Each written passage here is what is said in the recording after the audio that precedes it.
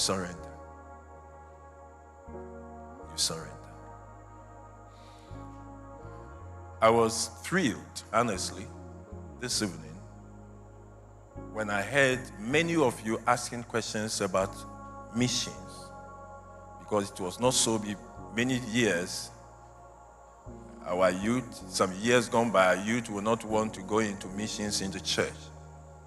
But now I think we are even having an overflow of people waiting to go on missions. May God bless you.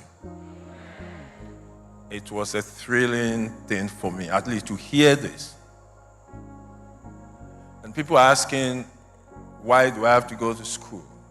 That's okay. Why do I have to study? That's okay. They are questions and we need answers. And why do I have to wait? Somebody said we have the passion. You have the passion, but you are only in Kumuyi and Accra. When you go to where the witches don't eat fried rice, they eat blood. Witches and wizards in your towns, they eat fried rice. They are not powerful. Witches who eat fried rice. You have not seen anything. Passion alone is not enough. You need deep wisdom. Issues will come to you to handle. Legal issues, contentious issues. Issues that you have no answers to in ministry. And you are alone there. When you are challenged for preaching something that has brought confusion, and you are alone there.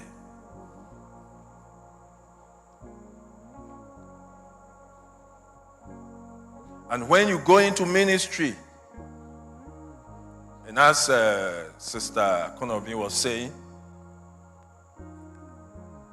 there are times when those days it's Gary, and Pastor Gidi used to tell us, just get some Gary, pour water into it and drink. That is not the kind of ministry you want to do.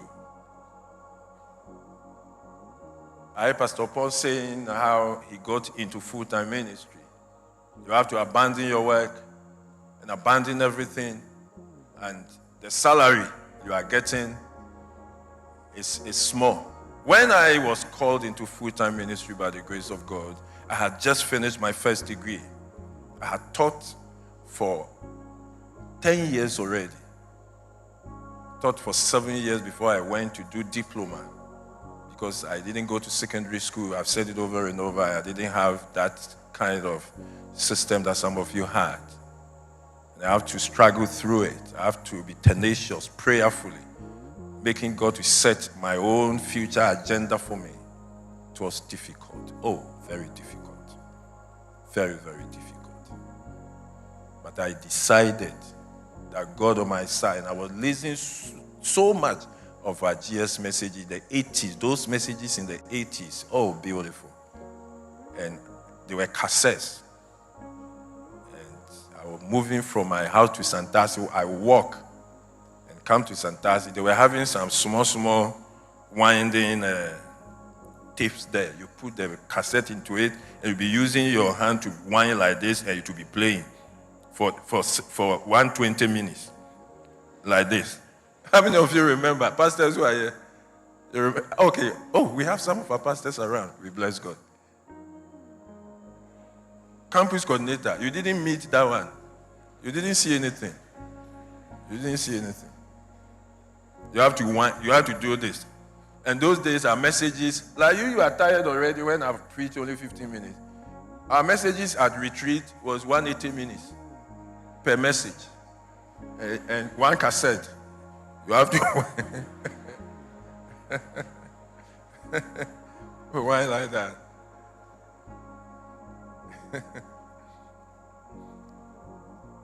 So after my diploma, I went and did the degree.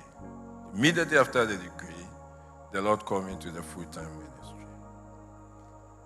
And for all the 3-year diploma plus 1 year and 4-year degree, I was on steady leave from the ministry I was working with, talking about public ministry. So when I finished, I was supposed to go back and work for them because they paid my school fees. 100% scholarship. They paid my school fees and everything. And so I told them I wanted to go to full-time ministry.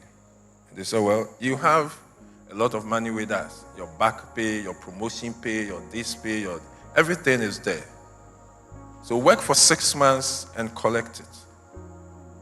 Before, even if you go. Then I told them, I need to leave right now. Then they said, but we pay your school fees. Then they gave me 2 options. Either you work for 6 months before you go, or you forfeit all the money and go. I forfeited everything. I knew the amount. I even started doing that time, they call it IPPD, something. Those of you who were in the public session at that time, IPPD, something. I forfeited everything. I told them then they should take it. And I knew what I was going to get in the church was not even up to the pay I was going to pay. You have to pay a price. It's not about passion alone. So you need to pay some price. And that time you don't need to go and discuss with anybody. It's your own decision. This thing I'm saying, I didn't go to any pastor to discuss with any pastor. No. I just took the decision. I had just married. And I told my wife, I had just married less than 1 year. And I told my wife, this is my decision. You remember when you were saying, I do, loud. I do. You take this man. I take.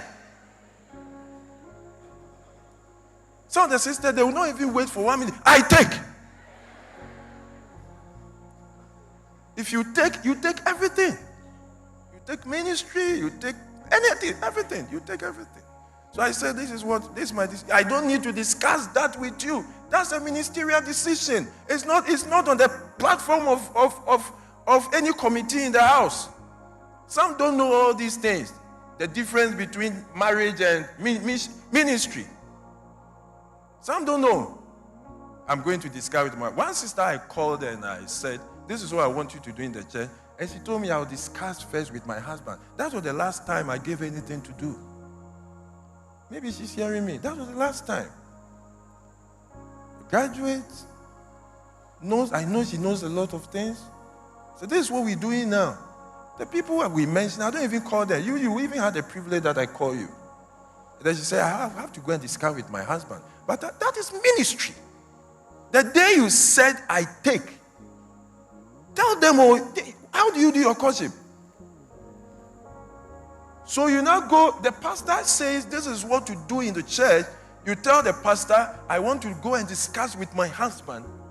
How did you do your courtship? Which committee led you in that courtship? They failed you. Ministry, you have to go and discuss with your husband. I have to go and discuss with my wife. Ministry is ministry. Come and sing chorus. I have to discuss with my husband. Can you imagine? Let's go higher. Put all this theology aside. I'm telling you something from the Spirit. This is ministry. When Abraham was going to sacrifice Isaac, he could have told the wife, but that was ministry. Because that was the ministry of the Son of God, Jesus, coming through that lineage. And God wanted to prove. So ministry is ministry. The day you say you take ministry, everything.